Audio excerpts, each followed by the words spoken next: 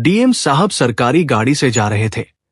रास्ते में उनकी पत्नी ढाबे पर बर्तन धोती मिली। फिर आगे जो हुआ। दोस्तों, ये सच्ची कहानी है उत्तर प्रदेश के इटावा शहर की। उसी शहर में रहने वाला राहुल यादव एक साधारण किसान परिवार का बेटा था। उसके पास न दौलत थी, न कोई बड़ा सहारा, लेकिन उसकी आंखों में एक बड़ा सपना था। एक दिन जिलाधिकारी यानी डीएम बनकर अपने जिले की सेवा करना। दूसरी ओर पूजा यादव एक गरीब परिवार की सीधी सादी, मेहनती और संस्कारी लड़की थी। उसे हमेशा लगता था कि इंसान की असली पहचान उसका चरित्र होता है, पैसा नहीं। दोनों की मुलाकात एक रिश्तेदार की शादी में हुई थी। पहली ही मुलाकात में दोनों ने एक दूसरे की सादगी और संस्कार को महसूस किया। कुछ महीनों बाद परिवारों की रजामंदी से उनकी शादी हो गई।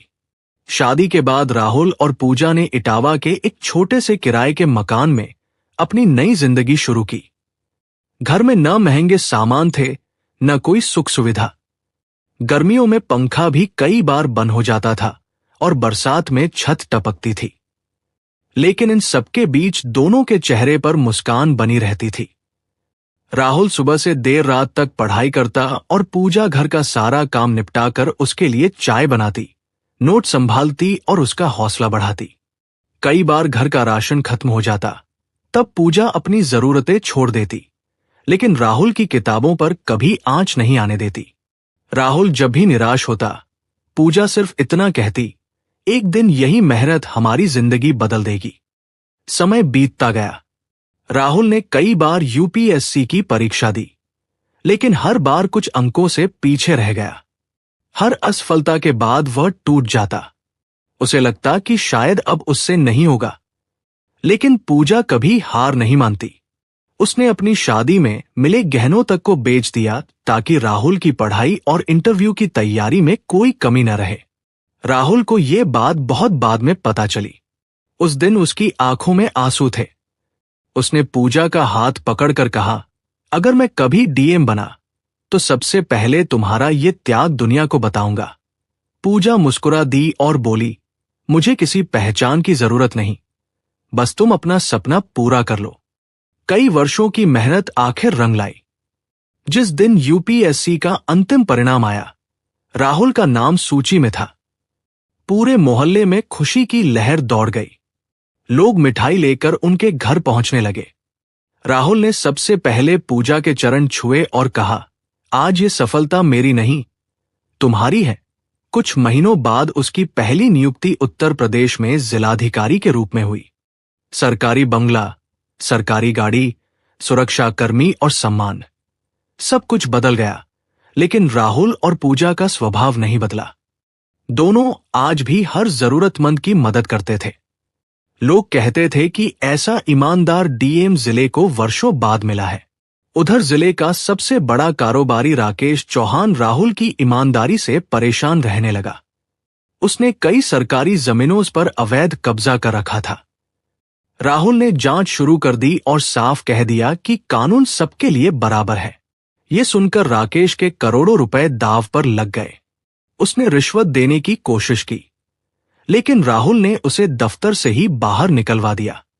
उसी दिन राकेश ने मन ही मन कसम खाई कि वह राहुल को ऐसा दर्द देगा जिसे वह जिंदगी भर नहीं भूल पाएगा। कुछ दिनों बाद राहुल लगातार सरकारी बैठकों और निरीक्षणों में व्यस्त रहने लगा। सुबह निकलता तो देर रात घर लौटता। पूजा उसे कभी शिकायत नहीं करती थी। वह जानती थी कि उसका पति अपने कर्तव्य को सबसे ऊपर रखता है। लेकिन इसी बीच राकेश चौहान ने अपनी साजिश बुननी शुरू कर दी। उसने कुछ लोगों को पैसे देकर पूजा की हर गतिविधि पर नजर रखने के लिए लगा दिया। वह ऐसा जाल बिछा रहा था जिसमें फंसकर राहुल का परिवार बिखर जाए। एक शाम पूजा अपनी बीमार मां से मिलने अस्पताल गई थी। वहीं राकेश के आदमी पहले से मौजूद थे।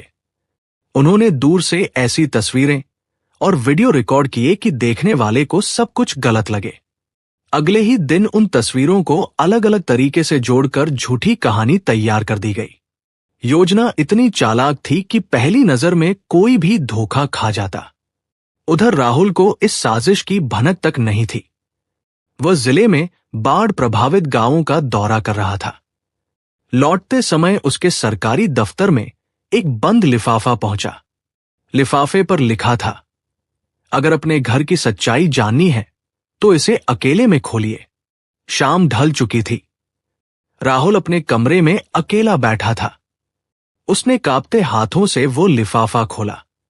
जैसे ही उसकी नजर अंदर रखी तस्वीरों पर पड़ी, उसका चेहरा एक पल में बदल गया। उसकी आंखें उन तस्वीरों पर ही ठहर गई। राहुल के हाथ कांप रहे थे। तस्वीरों में पूजा किसी अजनबी आदमी से बात करती हुई दिखाई दे रही थी। कुछ तस्वीरें इस तरह से जोड़ी गई थी कि देखने वाला आसानी से गलत मतलब निकाल ले। राहुल का दिल जोर जोर से धड़कने लगा। उसने एक बार फिर तस्वीरों को देखा, फिर आंखें बंद कर ली। उसका मन कह रहा था कि पूजा ऐसा कभी नहीं कर सकती, लेकिन तस्वीरें उसके विश्वास को धीरे धीरे तोड़ रही थी। उसी रात पूजा घर लौटी। उसने देखा कि राहुल असामान्य रूप से शांत बैठा है। उसने मुस्कुराकर पूछा, आज इतनी देर से आए, खाना लगा दूं? राहुल ने बिना उसकी तरफ देखे तस्वीरें मेज पर रख दी। पूजा ने जैसे ही उन्हें देखा, उसके चेहरे का रंग उड़ गया। वह तुरंत समझ गई कि यह किसी की साजिश है। उसने घबराकर कहा, राहुल, ये सब झूठ है, मेरी बात सुनो। लेकिन उस समय राहुल का दिमाग गुस्से और दर्द से भरा हुआ था। उसने पहली बार पूजा की बात बीच में ही काट दी। अब क्या सुनूं? जो देख लिया, क्या वो भी झूठ है? पूजा की आंखों से आंसू बहने लगे। उसने लाख समझाने की कोशिश की कि वह अस्पताल अपनी बीमार मां से मिलने गई थी, लेकिन राहुल को कुछ सुनाई नहीं दे रहा था। कई सालों का भरोसा कुछ मिनटों में टूटता हुआ दिखाई दे रहा था। अगले कुछ दिनों तक दोनों एक ही घर में रहकर भी अजनबी बन गए। पूजा हर दिन उम्मीद करती कि राहुल शांत होकर उसकी बात जरूर सुनेगा, लेकिन ऐसा नहीं हुआ। राहुल अपने काम में और ज्यादा डूब गया। घर में पहले जैसी हंसी पूरी तरह खत्म हो चुकी थी। इसी बीच राकेश चौहान ने एक और चाल चली। उसने कुछ झूठे गवाह भी तैयार कर दिए। उन लोगों ने राहुल तक वही कहानी पहुंचाई जो राकेश चाहता था। अब राहुल का विश्वास पूरी तरह डगमगा चुका था। एक शाम पूजा ने राहुल के सामने हाथ जोड़ दिए। उसकी आवाज कांप रही थी, अगर तुम्हें लगता है कि मैं गलत हूं तो मुझे सजा दे दो, लेकिन एक बार मेरी आंखों में देखकर सच पहचानने की कोशिश करो। राहुल ने नजरें फेर ली। उस रात पूजा बहुत देर तक रोती रही। उसे अपने लिए दुख नहीं था। उसे दुख इस बात का था कि जिस इंसान के लिए उसने अपने सारे सपने छोड़ दिए, वही आज उसकी सच्चाई पर भरोसा नहीं कर पा रहा था। कुछ ही दिनों बाद दोनों के बीच कानूनी प्रक्रिया शुरू हो गई। रिश्तेदारों ने समझाने की कोशिश की, लेकिन राहुल किसी की बात सुनने को तैयार नहीं था। पूजा ने भी ज्यादा बहस नहीं की। उसे विश्वास था कि एक दिन सच जरूर सामने आएगा। आखिरकार अदालत ने दोनों का तलाक मंजूर कर लिया। कोर्ट से बाहर निकलते समय पूजा ने आखिरी बार राहुल की तरफ देखा। उसकी आंखों में शिकायत नहीं थी, सिर्फ टूटा हुआ विश्वास था। उसने धीरे से कहा, मैंने तुम्हें कभी धोखा नहीं दिया, शायद एक दिन तुम्हें मेरी बात याद आए। इतना कहकर वो वहां से चली गई। उस दिन के बाद पूजा ने किसी से कोई संपर्क नहीं रखा। उसने अपना मोबाइल बंद कर दिया, इटावा छोड़ दिया और हाईवे के किनारे एक छोटे से ढाबे पर काम मांग लिया। ढाबे की मालकिन कमला देवी ने उसकी हालत देखकर उसे बर्तन धोने का काम दे दिया। पूजा ने बिना किसी झिझक के काम शुरू कर दिया। सुबह से रात तक वह बर्तन साफ करती, फर्श धोती और बचा हुआ खाना खाकर अपना गुजारा करती। किसी को यह नहीं पता था कि यही महिला कभी जिले के डीएम की पत्नी थी। उधर राहुल की जिंदगी बाहर से पहले जैसी ही थी। सरकारी बंगला, लाल बत्ती वाली गाड़ी, सम्मान और सुरक्षा, सब कुछ था, लेकिन अंदर से वह हर दिन खाली होता जा रहा था। रात को जब वह घर लौटता तो उसे पूजा की बनाई चाय, उसकी मुस्कान और उसकी बातें याद आती। कई बार वो खुद से पूछता कि क्या उसने सच में सही फैसला लिया था। लेकिन फिर वही तस्वीरें उसकी आंखों के सामने आ जाती और उसका मन फिर कठोर हो जाता। करीब 1.5 साल बीत गया। एक सुबह राहुल को जिले के एक हाईवे परियोजना का निरीक्षण करने जाना था। सरकारी गाड़ी तेज रफ्तार से सड़क पर दौड़ रही थी। आगे पुलिस की गाड़ी, पीछे अधिकारियों का काफिला चल रहा था। रास्ते में अचानक राहुल की नजर सड़क किनारे बने एक छोटे से ढाबे पर पड़ी। वहां एक महिला झुककर बड़े बड़े बर्तन धो रही थी। उसका चेहरा धूप में साफ दिखाई दे रहा था। राहुल का दिल एक पल के लिए जैसे रुक गया। उसने तुरंत ड्राइवर से कहा, गाड़ी रोको। सरकारी गाड़ी सड़क किनारे रुक गई। पीछे चल रही पुलिस की गाड़ियां भी ठहर गईं। राहुल तेजी से ढाबे की तरफ बढ़ा। सामने पूजा झुककर बर्तन धो रही थी। उसके हाथ साबुन के झाग से भरे थे, साड़ी पुरानी हो चुकी थी और चेहरा धूप से मुरझाया हुआ था। जैसे ही उसने सिर उठाया, दोनों की नजरें मिली। कई सालों बाद आमने सामने खड़े थे, लेकिन शब्द जैसे कहीं खो गए थे। राहुल की आंखें भर आई। उसने कांपती आवाज में पूछा, पूजा, तुम यहां? पूजा ने शांत स्वर में कहा, भगवान ने जितना लिखा था उतना मिल गया। अब मेहनत करके पेट भर रही हूं। इतने में ढाबे की मालकिन कमला देवी वहां आ गई। उन्होंने राहुल को पहचान लिया और बोली, साहब, ये लड़की बहुत स्वाभिमानी है, कभी किसी से मदद नहीं मांगी। दिन रात मेहनत करती है, लेकिन किसी के आगे हाथ नहीं फैलाती। राहुल चुपचाप सब सुनता रहा। उसे पहली बार अपनी गलती का बोझ महसूस होने लगा। राहुल ने पूजा से कहा, चलो घर चलते हैं। पूजा ने उसकी तरफ देखा और हल्की मुस्कान के साथ बोली, जिस घर से भरोसा चला जाए वहां लौटना आसान नहीं होता। इतना कहकर वो फिर बर्तन धोने लगी। राहुल कुछ देर वहीं खड़ा रहा। उसने देखा कि पूजा के हाथों पर पुराने घावों के निशान थे।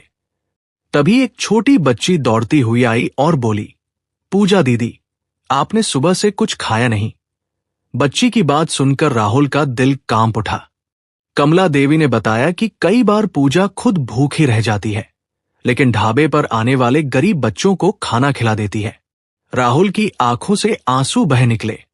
उसे याद आया कि यही पूजा कभी उसके लिए अपनी थाली छोड़ दिया करती थी। आज भी वो वही इंसान थी, बदला सिर्फ उसका जीवन था। ढाबे से लौटते ही राहुल सीधे अपने कार्यालय पहुंचा। उसी समय पुलिस अधिकारी सुरेश ने एक आरोपी को उसके सामने पेश किया। पूछताछ शुरू हुई तो वो आदमी डर गया और सारी सच्चाई उगल दी। उसने बताया कि कारोबारी राकेश ने पैसे देकर अस्पताल के बाहर पूजा की तस्वीरें खिंचवाई थी। बाद में उन्हें जोड़कर झूठा सबूत बनाया गया ताकि राहुल का घर टूट जाए और वह अपने कर्तव्य से कमजोर पड़ जाए। सुरेश ने सीसीटीवी फुटेज भी चला दी। उसमें साफ दिखाई दे रहा था कि पूजा तो अपनी बीमार मां से मिलने गई थी। राहुल की आंखों के सामने अंधेरा छा गया। उसे याद आया कि पूजा कितनी बार कह रही थी, एक बार मेरी बात सुन लो, लेकिन उसने कभी उसकी बात सुनी ही नहीं। उस पल राहुल खुद की नजरों में भी छोटा हो गया। अगली सुबह राहुल ने पूरे कानून के साथ कार्रवाई शुरू कर दी। राकेश चौहान के दफ्तरों और गोदामों पर छापे पड़े। करोड़ों रुपए के फर्जी दस्तावेज बरामद हुए। पुलिस ने राकेश को हथकड़ी पहनाकर गिरफ्तार कर लिया। मीडिया में खबर फैल गई कि जिले के डीएम ने बड़े भ्रष्ट कारोबारी का खेल खत्म कर दिया। लेकिन इस जीत से राहुल को कोई खुशी नहीं मिली। उसे सिर्फ पूजा का रोता हुआ चेहरा याद आ रहा था। उसी शाम वह बिना किसी सरकारी काफिले के अकेला ढाबे पर पहुंचा। उसने पहली बार पूजा के सामने हाथ जोड़ दिए। उसकी आवाज भर्रा गई, मैंने तुम्हारे साथ बहुत बड़ा अन्याय किया है, अगर हो सके तो मुझे माफ कर दो। पूजा कुछ देर तक उसे देखती रही। उसकी आंखों में आंसू थे, लेकिन आवाज बिल्कुल शांत थी। उसने कहा, माफी मांग लेने से टूटा हुआ विश्वास वापस नहीं आता राहुल। जिस दिन तुमने मेरी बात सुने बिना फैसला सुनाया था, उसी दिन मेरा सब कुछ खत्म हो गया था। इतना कहकर पूजा अंदर अपने छोटे से कमरे में चली गई और दरवाजा धीरे से बंद कर लिया। राहुल वहीं खड़ा रह गया, उसके हाथ अब भी जुड़े हुए थे और उसकी नजर उसी बंद दरवाजे पर टिक गई। राहुल पूरी रात ढाबे के बाहर अपनी गाड़ी में बैठा रहा।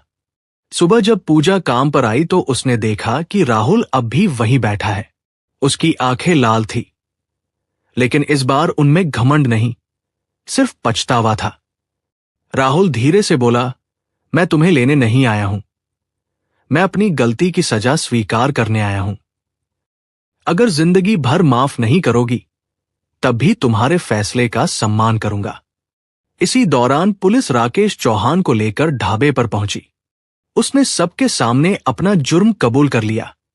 उसने माना कि उसी ने झूठे सबूत बनवाए थे ताकि राहुल का घर टूट जाए और उसका अवैध कारोबार बच जाए। ये सब सुनकर वहां मौजूद लोगों की आंखें नम हो गई। राहुल सबके सामने पूजा के पैरों में बैठ गया। उसने कहा, जिस औरत ने मेरी सफलता के लिए अपने सपने, अपने गहने और अपनी खुशियां कुर्बान कर दी, उसी पर मैंने भरोसा नहीं किया। मुझे डीएम बनने का अधिकार था, लेकिन अच्छा पति बनने की परीक्षा में मैं हार गया। पूजा की आंखों से आंसू बह निकले। उसने राहुल को उठाया और कहा, गलती इंसान से होती है, लेकिन उसे स्वीकार करना हर किसी के बस की बात नहीं होती। अगर आज भी तुम्हारे अंदर वही सच्चा राहुल जिंदा है, तो मैं पुराने जख्मों को यहीं खत्म करना चाहती हूं। ये सुनते ही राहुल की आंखों से खुशी के आंसू बहने लगे। दोनों ने एक दूसरे का हाथ थाम लिया। वहां मौजूद हर व्यक्ति तालियां बजाने लगा। कमला देवी की आंखों में भी खुशी के आंसू थे। कुछ दिनों बाद इटावा के शिवम पैलेस में पूरे परिवार और जिले के लोगों की मौजूदगी में राहुल और पूजा ने फिर से एक दूसरे को अपना लिया। राहुल ने सबके सामने कहा, आज से मेरी सबसे बड़ी पहचान डीएम नहीं, बल्कि पूजा का पति होना है। पूजा मुस्कुराई। इस बार उनके रिश्ते की नींव प्यार से ज्यादा विश्वास पर टिकी थी। दोनों ने मिलकर गरीब बेटियों की पढ़ाई और जरूरतमंद महिलाओं की मदद के लिए एक संस्था भी शुरू की, ताकि किसी और का घर कभी किसी झूठी साजिश की वजह से न टूटे। जिंदगी हमें यही सिखाती है कि एक झूठ 1000 रिश्ते तोड़ सकता है, लेकिन एक सच्चा भरोसा पूरी जिंदगी जोड़ सकता है। किसी अपने पर फैसला सुनाने से पहले उसकी बात जरूर सुनिए, क्योंकि कई बार सच आंखों से नहीं, दिल से दिखाई देता है। अगर आप राहुल की जगह होते तो क्या सिर्फ कुछ तस्वीरें देखकर इतना बड़ा फैसला लेते? और अगर आप पूजा की जगह होते तो क्या इतने बड़े धोखे के बाद राहुल को दोबारा अपनाते? अगर आपकी आंखें भी इस कहानी से नम हुई हैं, तो इसे अपने दोस्तों और परिवार के साथ जरूर साझा कीजिए और कमेंट में बताइए कि इस कहानी का सबसे भावुक पल आपको कौन सा लगा। और अगर कहानी ने दिल को छुआ हो तो वीडियो को लाइक करें।